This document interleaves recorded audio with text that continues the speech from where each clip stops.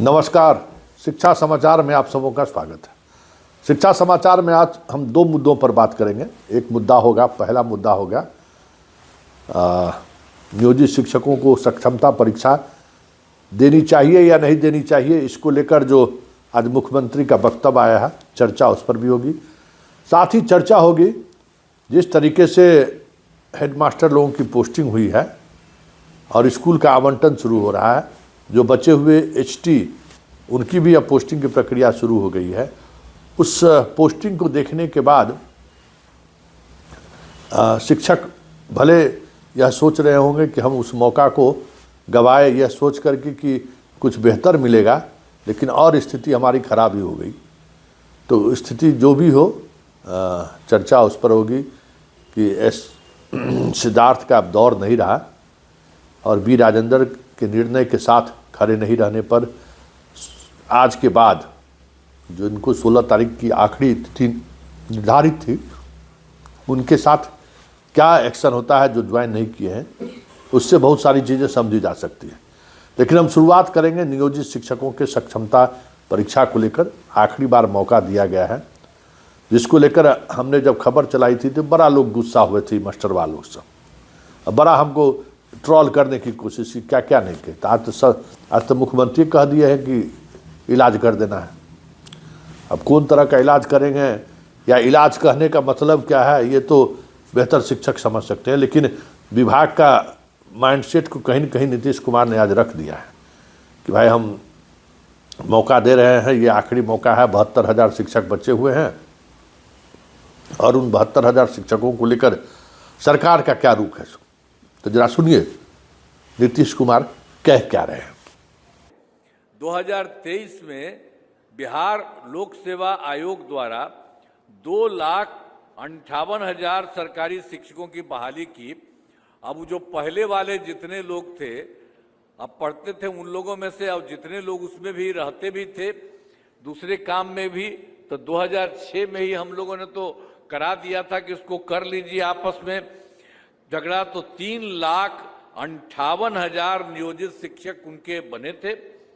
तो जो हम लोगों ने इसको नया 23 के बाद कराया, तो उसी में से कुछ लोग इसमें शामिल हो गए, तो 28,976 लोग सरकारी शिक्षक में शामिल हुए। फिर हमने कहा कि नहीं, कोई आदमी इस तरह से इसमें आने की जरूरत नहीं, उन लोगों के लिए हम मामूली सी फिर परीक्षा कराएंगे।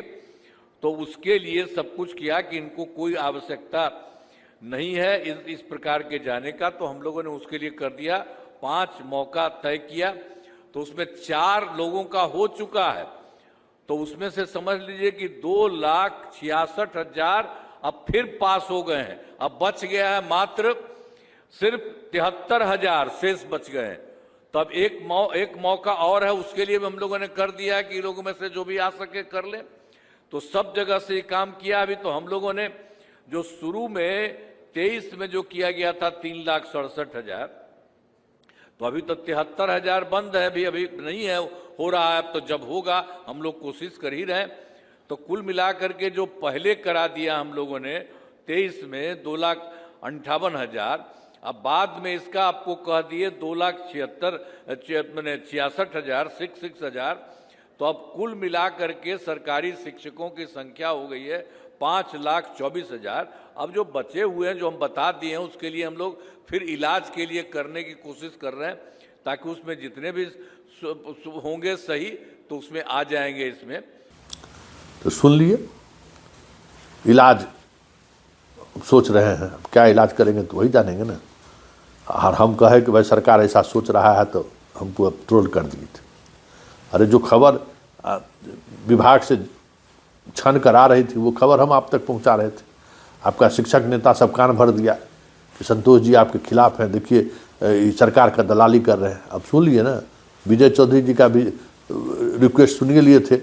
आइए, एगो अब नई बात सामने आ ही गई, तब आपको फैसला लेना है कि आपको करना क्या है।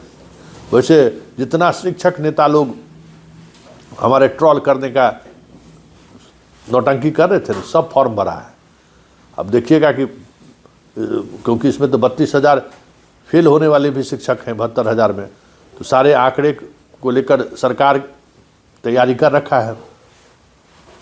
जल्द सक्षमता 5 की परीक्षा होगी, उसके बाद फिर जो पास नहीं करेंगे या जो एपीयर नहीं होंगे उनके साथ क्या सरकार सलूक करेगी ये तो आने वाला वक्त बताएगा। लेकिन सरकार की मंशा सही नहीं है।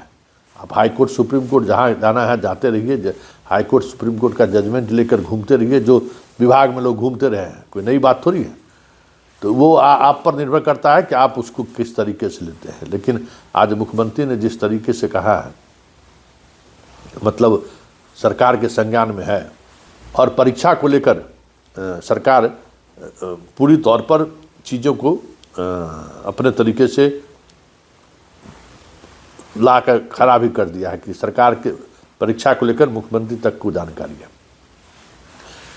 तो ये मुद्दा था, जिस मुद्दे पर हम लोगों ने चर्चा की। इसके अलावा अब जो लोग हेड टीचर, हेड मास्टर साहब नहीं ज्वाइन किए थे सिद्धार्थ जी के समय में, कि हमको दूर हो गया, चॉइस नहीं मिला, उन लोगों को अब इस बार पोस्टिंग हो गई है। ऐसे शिक्षकों की भी पोस्टिंग हुई है और शिक्षक भी खासे परेशान हैं, खास करके महिला शिक्षक की। उनको किसी को नदी के पार भेज दिया गया है, किसी को रिमोट ग्रामीण इलाके में दे दिया गया है, बहुत सारे लोगों को शहर में भी मिल गया है। तो लेकिन मिली जुली प्रतिक्रिया है। लेकिन एक बात तो तय है कि जो जिस तरीके से ये तबादला हुआ है, उस तबादले को लेकर कहीं से ये आवाज़ नहीं उठ रही है कि कुछ अंडर टेबल भी कुछ हुआ होगा। ये बहुत बड़ी बात है।